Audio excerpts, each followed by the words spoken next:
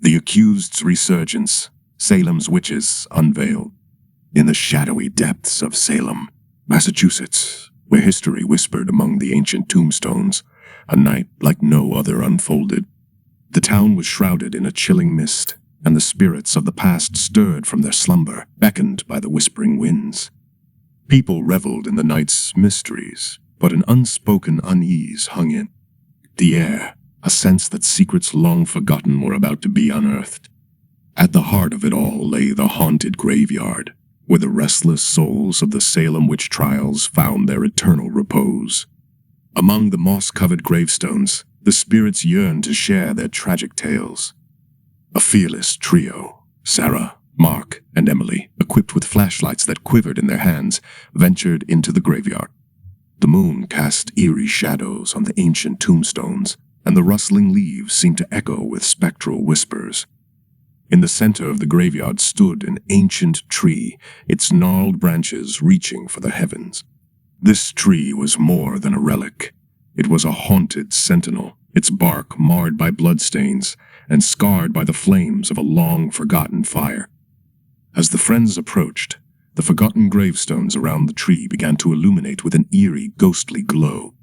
Drawn by an irresistible curiosity, Sarah approached the haunted tree, but as she touched it, the bloodstains on its bark seemed to pulse, and suddenly it was engulfed in flames.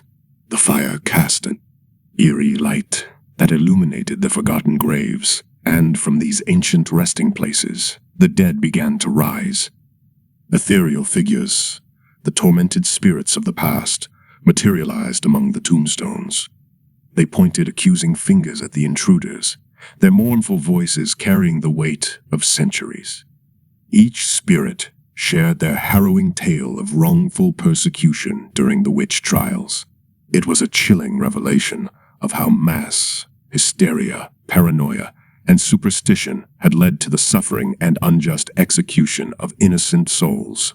The friends stood in awe as they heard the spirits' heart-wrenching stories. They were now part of this spectral history, a chilling reminder of the past's darkness. Driven by a desire to right the wrongs, they searched for a way to grant solace to the tormented souls.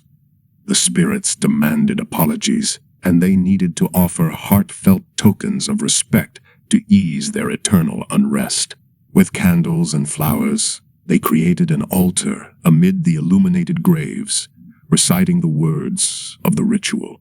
Slowly, the accusing apparitions began to fade, their mournful expressions softening. As the last spirit dissipated into the night, the graveyard returned to its quiet slumber. Leaving the haunted graveyard, the friends carried heavy hearts and a newfound respect for the town's history and the spectral souls that inhabited it. They had bridged the gap between the living and the dead on this chilling night.